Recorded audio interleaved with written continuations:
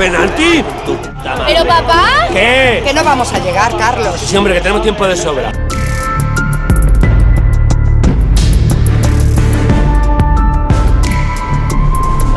Hubo una época, hace no tanto tiempo, donde el conflicto y la oscuridad se apoderaron de los territorios.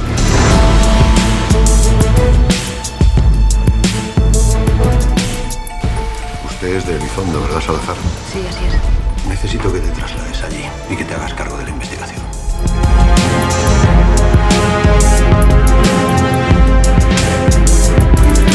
Jose Antonio Artzagundek espektakuloak antolatzen dizkit.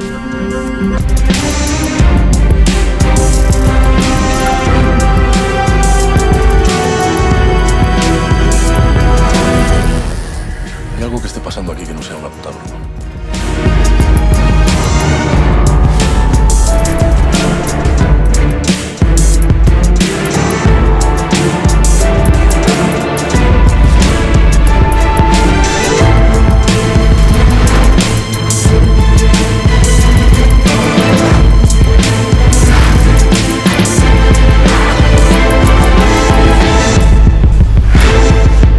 Nos vamos. ¡Bomba!